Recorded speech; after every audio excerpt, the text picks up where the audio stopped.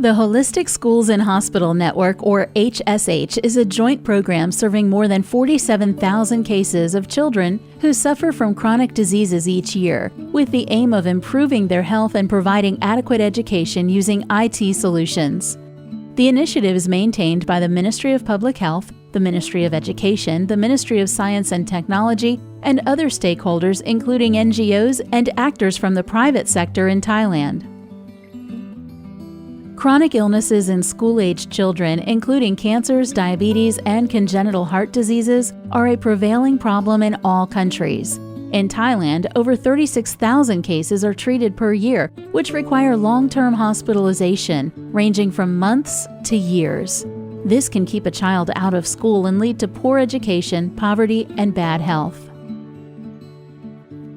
At first, many hospitals tried to solve this on their own. Some hospitals had better programs than others, but most of them did not meet educational requirements.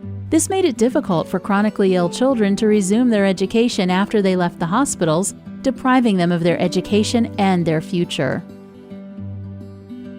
Our initiative was founded in 1995, focusing on the collaboration and inclusion of all stakeholders from the start. It was designed during a strategy meeting, including the Queen Sirikit National Institute of Child Health, which had experience from caring for 10,000 cases of chronically ill children annually, the three ministries, young chronically ill patients, their families, and representatives from the private sector. The strategy was to transform the normal class in hospitals to computer-assisted classes using EDLTV and CAI programs, which we named Holistic Schools in Hospital, or HSH. The initiative uses digital video lessons that are aligned with primary, secondary, and vocational curricula that can be streamed to computers for on- or offline access anytime, anywhere.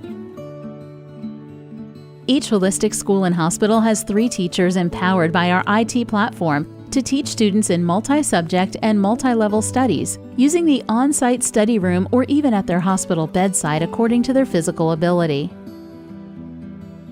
Patients are enrolled in an edutainment program made up of 70% education and 30% entertainment. This prevents the system from being used only for entertainment, but it also relaxes the classroom to provide holistic care, including physical, mental, social, and spiritual care that nurtures hope and the will to battle their illnesses.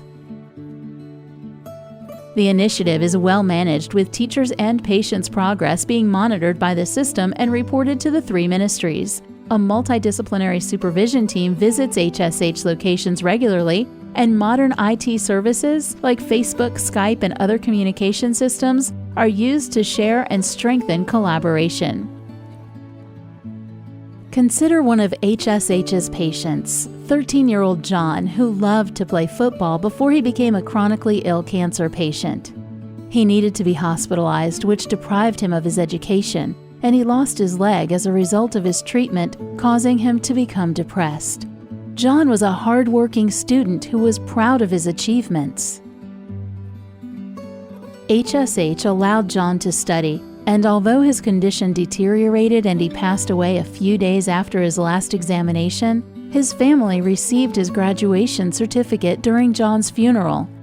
They explained that it was his ultimate goal to graduate high school, and it was extremely meaningful and heartwarming for them to see him succeed.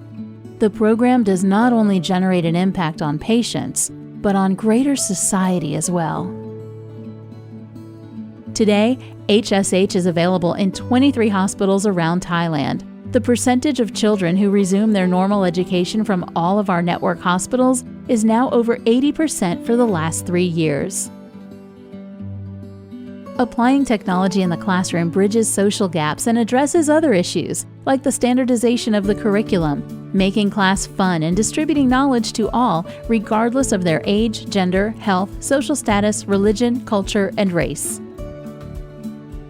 The main challenge is to connect remote areas nationwide. In the future, we hope that our model will inspire other ASEAN countries which are struggling to provide their chronically ill children with proper education, social equality, and a bright future.